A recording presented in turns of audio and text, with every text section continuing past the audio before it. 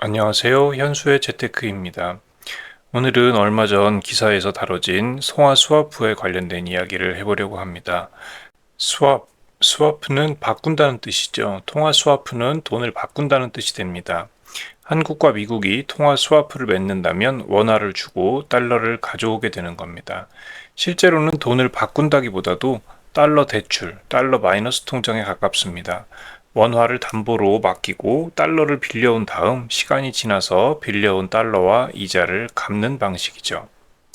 달러가 필요할 때마다 원화를 찍어서 달러로 환전하면 원화 가치는 하락하고 달러 가치는 상승하니까 이런 경우는 원화를 팔아서 달러를 사는 거니까 달러 원 환율이 상승하게 됩니다. 그럼 경제에 문제가 생기겠죠. 이럴 때 미국과 통화 스와프를 맺어 놓으면 원화 가치를 떨어뜨리지 않고 달러를 가져올 수 있으니 환율 안정에 큰 도움이 됩니다.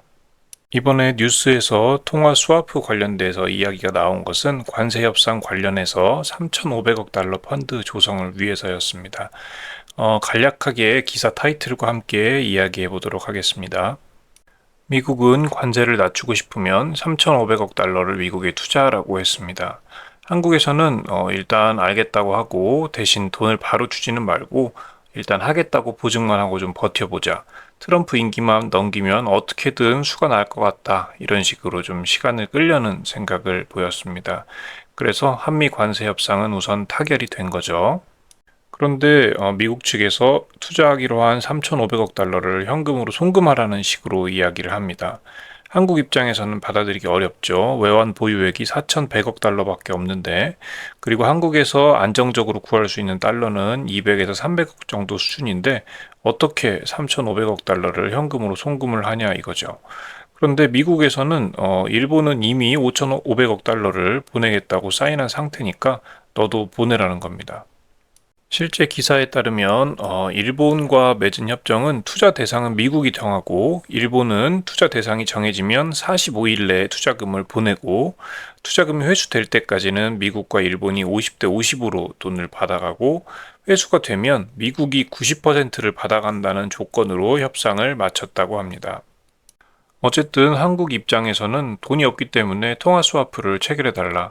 이 얘기는 원화를 담보로 달러를 빌려달라는 거고 무제한으로 빌려달라는 겁니다. 나중에 천천히 갚겠다는 거죠. 미국 입장에서는 한미 통화 스와프의 요청에 부정적으로 나오게 되는데 이렇게 되는 거는 원화가 기축 통화가 아니기 때문입니다. 사실 미국 입장에서는 관세는 우선 3,500억 달러 투자한다고 해서 우선 맞고 실제 투자해서 돈이 나가는 거는 트럼프 임기만 어떻게든 버티면서 넘어가 보자라는 그런 한국의 입장을 눈치를 챌 수밖에 없겠죠. 한국 입장에서는 그렇다고 3,500억 달러를 다 송금해버리면 외환위기, IMF 시즌2가 오는 거라서 그대로 송금할 수는 없으니 빌려달라고 이야기해봅니다. 또 미국 입장에서 이걸 받아들이기도 어렵죠. 원화 가치 기축 통화가 아닌 통화는 달러에 비해서 가치가 떨어지기 때문에 담보로 잡고 달러를 빌려주기가 어렵긴 합니다. 마치 1억짜리 구축 빌라를 담보로 은행에서 2억이나 3억을 빌릴 수는 없는 것과 마찬가지죠.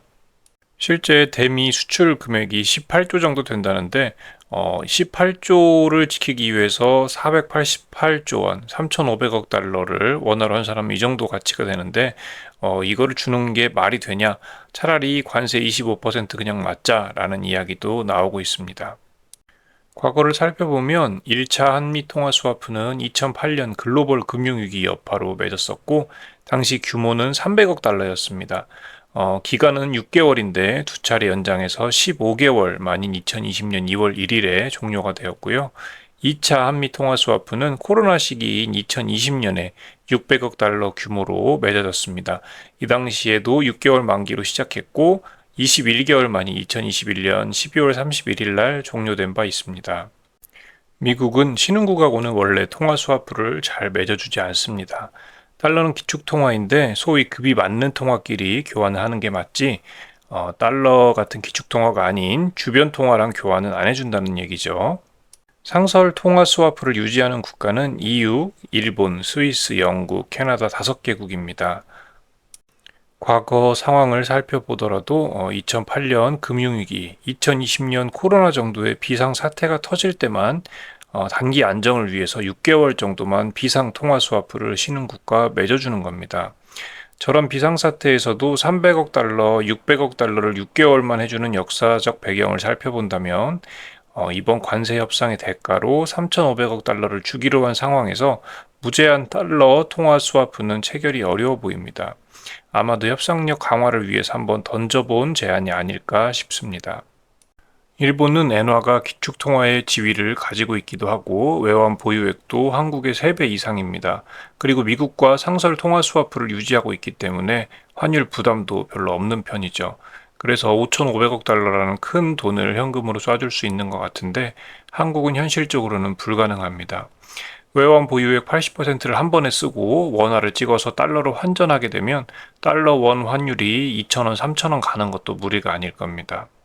그렇다고 협상에 임하는 트럼프의 자세를 보면 이번에 3,500억 달러를 어떻게 마련해서 보낸다고 해도 그 뒤로 또 무슨 짓을 할지도 모르겠죠.